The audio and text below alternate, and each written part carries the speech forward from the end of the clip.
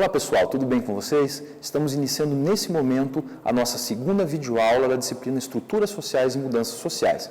E assim como na primeira videoaula nós vimos um pouco sobre como se formatam as estruturas sociais e como elas impactam os indivíduos, nesse momento nós vamos nos ater sobre as mudanças sociais. Para tanto, eu gostaria de convidá-los para fazer uma leitura junto comigo. Lá na segunda aula da nossa apostila, tem uma pequena citação de Evaristo Filho que fala o seguinte: a sociedade não é algo estático, acabado. Pelo contrário, é algo que acontece, que está acontecendo. O objeto da sociologia são esses processos sociais, num constante fazer, desfazer e refazer, e assim sucessivamente. É através de múltiplas interações de um com os outros, contra os outros e pelos outros, que se constitui a sociedade como realidade interhumana. Enfim, as mudanças ocorrem a todo momento, e nós vamos entender como acontece isso. Vem comigo. Podemos afirmar que uma mudança social é qualquer alteração nas formas de vida de uma sociedade. Algumas dessas mudanças são mais perceptíveis que outras, mas é fato que a sociedade não é estática, é um eterno vir a ser. Quando dizemos que a história nunca se repete exatamente da mesma forma, estamos afirmando que nenhuma sociedade é exatamente igual a si mesma em dois momentos históricos diferentes. Podemos utilizar como exemplo dessas mudanças a família. No século XVIII, o núcleo familiar era extremamente diferente de como é hoje. Assim como outro exemplo é o trabalho. Uma mesma função executada 100 anos atrás é diferente de como é executada hoje, porque hoje nós temos uma sociedade tecnológica que acaba impactando os processos do trabalho. Então, de fato, tudo muda. Eu tenho certeza que você já teve a experiência de conversar com uma pessoa mais velha, idosa, talvez o seu avô, e essa pessoa fez referência a como vivia no seu tempo. E você deve ter imaginado, nossa, mas como era diferente a maneira que as pessoas trocavam informações e se relacionavam. Então, de fato, aquilo que foi ontem não é exatamente o que é hoje. E o que é hoje jamais será a mesma coisa amanhã. A mudança social ocorre quando as estruturas sociais sofrem uma transformação motivada pela ocorrência de fenômenos desestruturantes, que causam mudanças nos comportamentos, nas atitudes e nos sistemas de valores. Para que uma mudança social possa ser considerada, é preciso que seja um fenômeno coletivo, que possa ser identificado no tempo, ter um certo caráter de permanência e ser fruto de uma prévia desorganização da ordem anterior. É importante refletirmos que nenhuma grande mudança social ocorre sem um fator de risco. É fato que valores tradicionais, valores conservadores vão entrar em embate com esses valores revolucionários e isso vai causar essas mudanças. Para isso, eu escolhi 3 fatos marcantes para a constituição da modernidade para que possamos compreender um pouco como acontecem essas mudanças.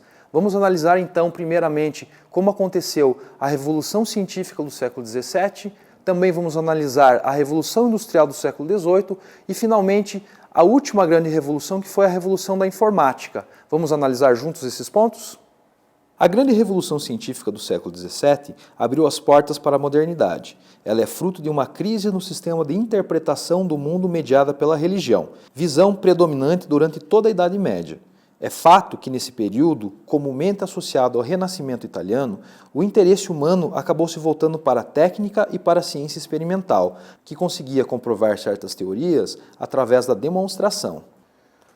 Ao analisarmos esse recorte da história, ficou claro que o desenvolvimento da ciência experimental colocou em crise a visão teológica de mundo. As coisas estavam mudando e iam começar a mudar rapidamente, pois isso representa a entrada para a modernidade. Eu acredito que um exemplo muito interessante para analisarmos sobre como acontecem essas mudanças sociais dentro de uma ordem de crise é analisar a própria história e biografia de Galileu Galilei. Todos os seus experimentos científicos, de alguma maneira, foram impactantes e causaram um certo alvoroço na ordem teológica que era, naquele momento, a que comandava toda a visão de mundo. Então, de fato, é um grande exemplo de como a sociedade muda e ela muda mediante uma crise pré-estabelecida. Assim como a grande revolução científica do século XVII, a revolução industrial do século XVIII também colocou todo um sistema em crise, nesse caso, o sistema colonial mercantilista. Antes da chegada das grandes fábricas, as grandes metrópoles impunham domínio político e econômico sobre as colônias, que eram exploradas através de um sistema econômico desigual.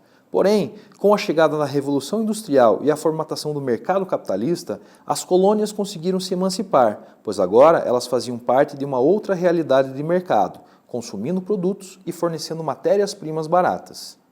É claro que essas duas grandes revoluções não aconteceram da noite para o dia. Elas levaram décadas, às vezes até séculos, para serem efetivadas, mas foram importantes porque elas mudaram a maneira com que o homem vive em sociedade. Agora, nós vamos ver a terceira grande revolução, que é a revolução da informática. É no final do século XX, logo ali, em se tratando de história, que aconteceu a última grande revolução vivida pelo homem, a revolução da informática, que com grande força global modificou profundamente a vida e a comunicação dos homens. Assim como as outras duas revoluções, a informática impôs novos paradigmas sociais, pois atinge todos os setores da vida, cria comunidades virtuais, constituindo um sexto continente, que não mais necessita de espaço. Não se situa em lugar algum, mas está em toda parte. Possibilita trabalho, reunião e educação à distância. Dispensa quase por completo a matéria-prima. Seu conteúdo é audiovisual, disponível no plano virtual. Nesse mundo, predomina o império da imagem. Bom, pessoal, espero que vocês tenham compreendido que esse resgate histórico foi necessário para que a gente pudesse compreender que realmente a sociedade muda, não é estática, ela está se transformando a todo momento. Espero que vocês tenham gostado da nossa segunda videoaula. Nos encontramos na terceira. Bons estudos para todos!